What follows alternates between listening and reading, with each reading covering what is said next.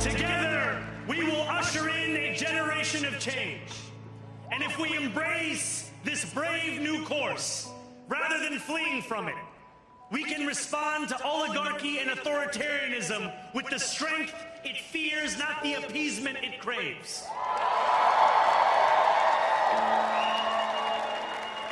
After all, if anyone can show a nation betrayed by Donald Trump how to defeat him, it is the city that gave rise to him.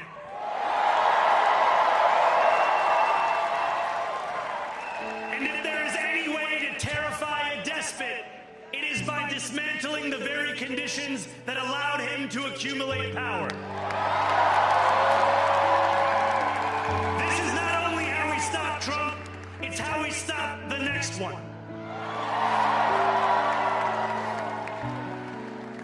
So Donald Trump, since I know you're watching, I have 4 words for you. Turn the volume up.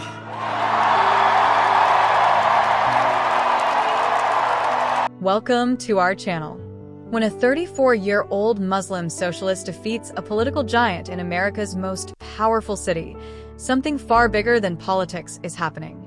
To many, Zohran Mamdani's victory isn't just an election, it's a prophetic sign.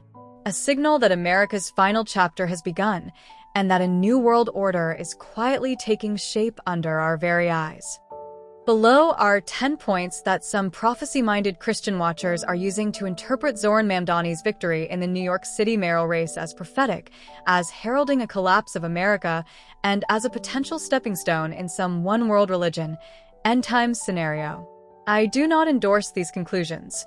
Rather, I'm laying them out so, with discernment, can evaluate them in light of Scripture. Point number 1. The shock victory and the fall of America's system. Zohran Mamdani defeated establishment heavyweight Andrew Cuomo in a stunning upset. Some interpret this as a sign that the old U.S. political system is collapsing, fulfilling prophecies about the merchant and powers of nations falling, Revelation 18. They argue America is done, in the sense of its former global dominance and moral leadership, because such a victory signals upheaval of the elite and the status quo. Point number 2. His identity, a globalized figure. Zohran Mamdani is the first Muslim, first South Asian/Indian American, first Ugandan-born mayoral candidate to win in NYC, or in that context. For some, this makes him a globalized figure rather than a typical U.S. politician, aligning with the idea of a coming one-world leader who transcends national identity. They view this as a symbolic step toward a post-national governance or global religious/political alignment. Point number 3. Radical platform, populist upsurge. Zohran Mamdani's platform emphasizes rent freezes, free public transport, city-run grocery stores, universal childcare, strongly left-wing and populist. Prophecy watchers appeal to conditions where charismatic leaders promise relief, but lead into control and deception, reminiscent of the Antichrist motif. Point number 4. Rejection of traditional American values. His win is seen as evidence that the U.S. electorate is weary of its previous moral and institutional foundations, free markets, older elite rule. Some interpret this as fulfilling scriptures about nations forsaking God and being given over. Isaiah 5 verses 20-21. 2 Timothy 3 verses 1-5. America is done, not necessarily in collapse but in moral capitulation. Point number 5. A coalition of many faiths, ethnicities, and ideologies. Zohran Mamdani's victory was built on a broad immigrant and working-class coalition, multiracial, multi-faith. Prophetic interpreters see this type of diverse coalition as a microcosm of a future world religion or unified global movement, a religious political alignment beyond old divisions.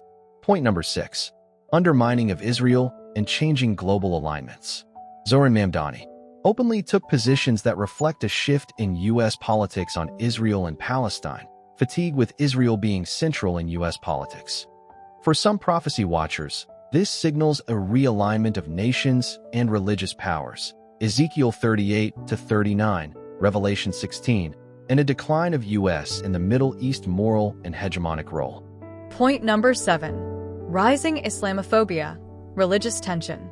After his victory, there was a surge in Islamophobic online content and rhetoric. Some interpret this as a sign of rising religious conflict and the conditions for a false prophet or antichrist to exploit religious division and unite the world under a different banner. Point number 8. Platform that centralizes power in government. His proposals, bus fare-free, city-run grocery stores, high tax on the rich, suggest large government role. Prophecy-themed watchers say this type of governmental expansion paves the way for a one-world government or one-world religion that controls economic, social, and religious spheres, echoing Revelation 13. Point number 9. Charismatic and symbolic leadership.